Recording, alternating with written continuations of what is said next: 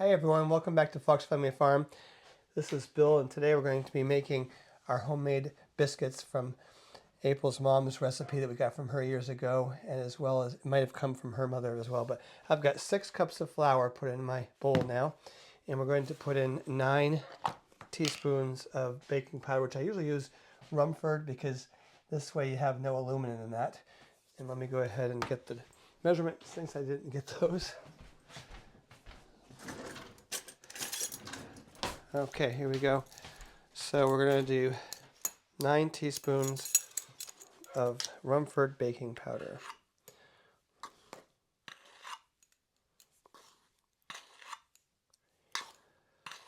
4, 5, 6, 7, 8, 9.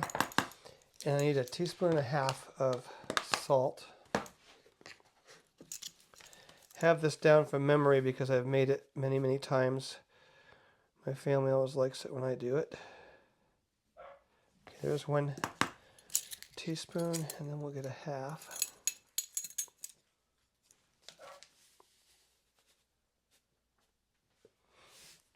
Okay, now I need a fork to mix that up with.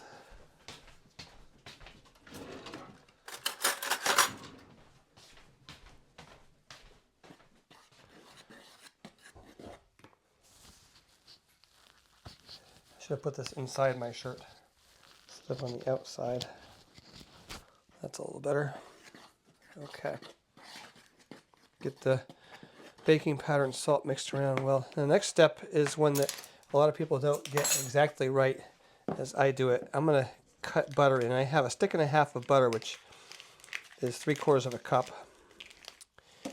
And I'm going to cut this into just to slice this with my butter knife and put it around inside. We'll do about a half stick per time before I mix it in, and I'll mash it in. I've always done this because I discovered that when you melt it and put it in, it does not come out the same. And I like the texture of how it comes out this way way better.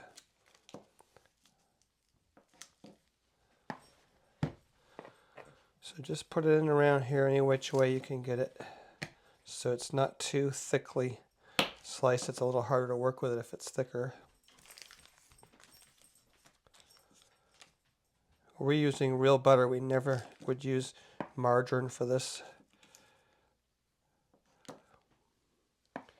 You want to stick as natural as possible when you're cooking in our home.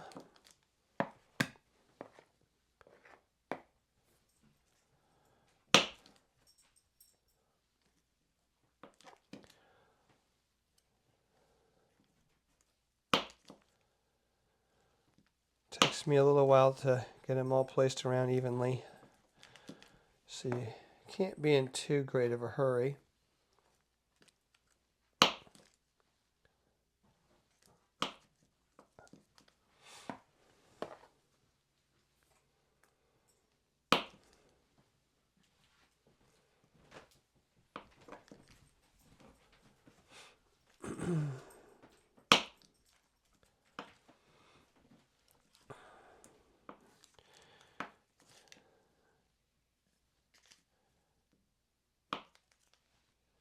We're going to be having a delicious soup with this tonight. So I've got 1/2 stick in. Then I'm going to go around the edges and just push this in to the flour. And it's kind of a dry mix at this point. You can see where your pats of butter are. You just want to get them flattened out and into smaller bits pushed around in the flour mixture. And I'm going to do this 3 times.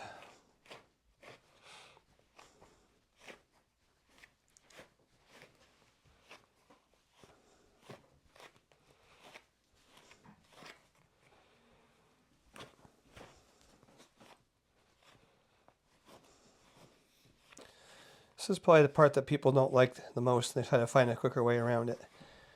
But I've always stuck to this plan. And for the most part, no one's ever complained about my biscuits. Alright, so I'm going to do this 3 times, and then we'll check back in again.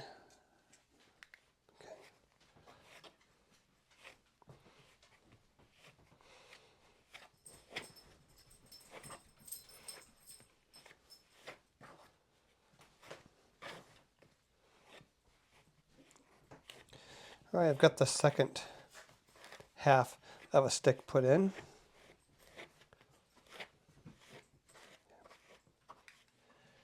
All right, so the butter's all in. Now the last step is to put in 3 cups of milk, and we're going to use raw milk. Now you don't have to use raw milk if you don't want to, but we do suggest that you use whole milk because 2% will not give you the result you want, or 1%. But we enjoy getting raw milk from the Amish farm not far from us here. Just go ahead and pour it in like that. That's 2 cups. We need 1 more cup.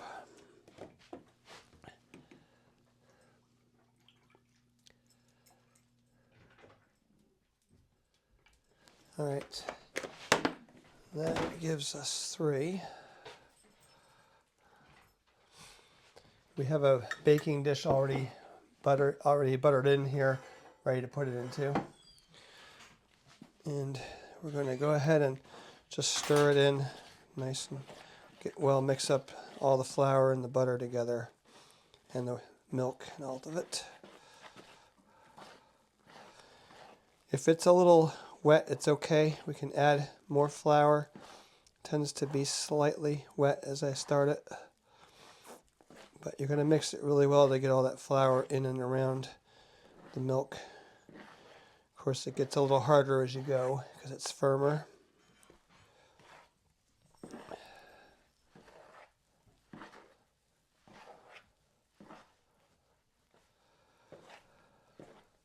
Okay, so I've got it pretty well stirred. And if you're a cook, you know you got to put more flour on the counter so you don't have it stick.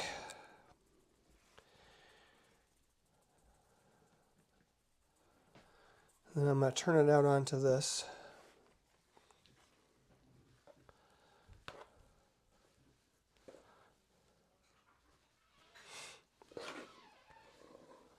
Get everything you can out of the bowl.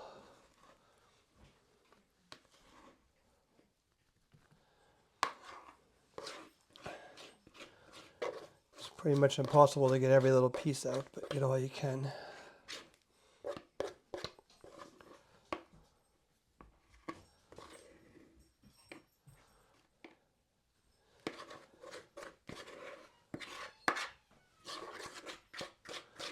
Now, frequently I'll start to knead this and need a little bit more flour than I've got, but I'll give it a go and see if I can do it without that. Otherwise, I'll have to call for help.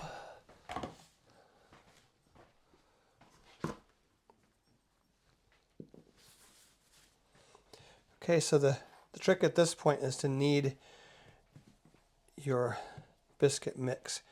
That way you have flaky, nice biscuits when it's done. I don't have to do it a huge amount, but I'll probably flip it over once and you got a nice floured batch of biscuits coming together then. I'm going to kind of maneuver it into pattern so it can go into the baking dish. I got plenty of flour, so it's feeling like a good texture. You can feel if you've got it good just by the way it feels in your hand.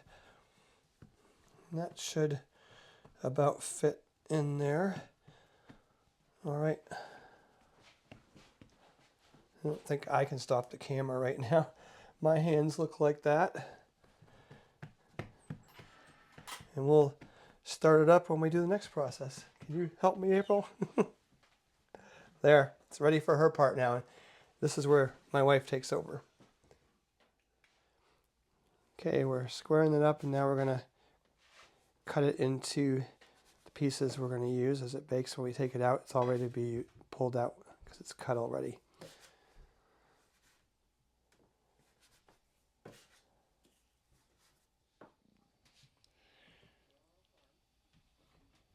And we just stick it in and fits in there pretty well. We're going to put it into a 350 oven.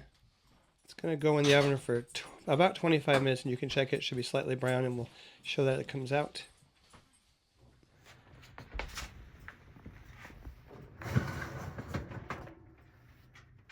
Here they come.